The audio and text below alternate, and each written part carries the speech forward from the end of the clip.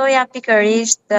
fjalën tuaj të fundit. Në fakt ka qenë një takim i kontrolluar në të gjitha dimensionet e nivelet e tij, qoftë në gjuhën e kalibruar dhe mjaft moderuar nga të dy liderët, por nga ana tjetër edhe çështjet që janë diskutuar kanë qenë po ajsta të kontrolluara. Në fakt pritej që të kishte një farë tensioni, të paktën për sa i përket disa çështjeve të sigurisë kritike që lidhen me Tajvanin apo me përdorimin e inteligjencës artificiale në sistemet e mbrojtjes nukleare. Megjithatë, është parë të paktën në atë çka është transmetuar edhe në media që ka qenë një takim mjaft pozitiv dhe me një gjuhë tepër të zbutur dhe diplomatike mes të dy liderëve. Dhe një takim i cili nisi me një shtrëngim duar, duhet thënë jo pak miqësor, e më pas me një takim kok më kok, që nga sa raportohet të paktën dhe nga sa është folur në media, s'ka qenë aq miqësor dhe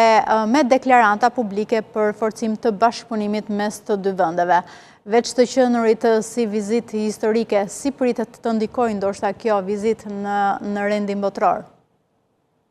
Sigurisht, unë do të thoja që nëse kemi parasysh dhe profilin e Trumpit, edhe dhënia e duarve dhe shtrëngimi i duarve ku ai e vendos dorën tjetër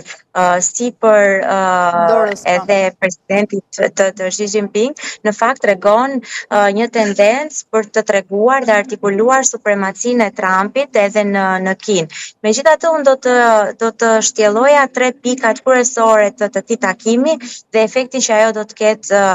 jo vetëm mes SBA-ve dhe Kinës, por për të gjithë botën, mund të themi. Së pari janë bashkëpunimet tregtare mes SBA-s dhe Kinës, ku rëndësi kanë shkëmbimet në fushën e bujqësisë, ku edhe një pjesë tepër e rëndësishme e territorit të SBA-s ka një lloj varësie ndaj eksporteve që bën me Kinën, dhe nga ana tjetër, po aq kishte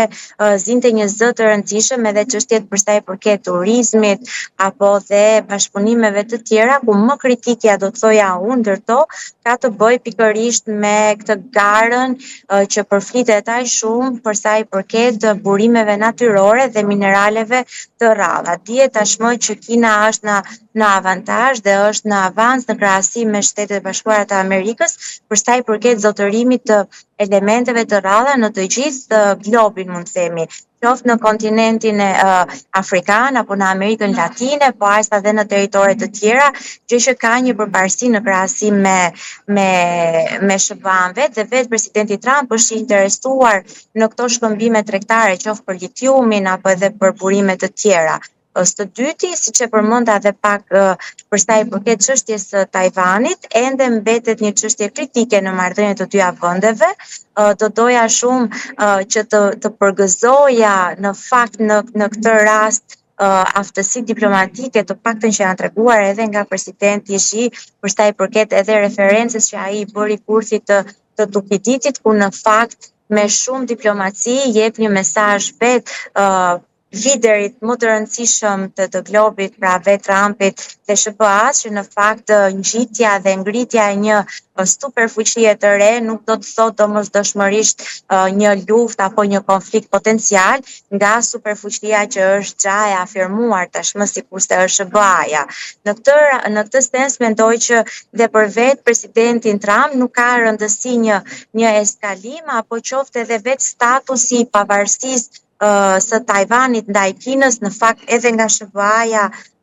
vlerësohet më tepër status quo-ja tashmë se sa kërkesa për një pavarësi, pasi kjo do të kishte një spirale dhe një efekt tepër negativ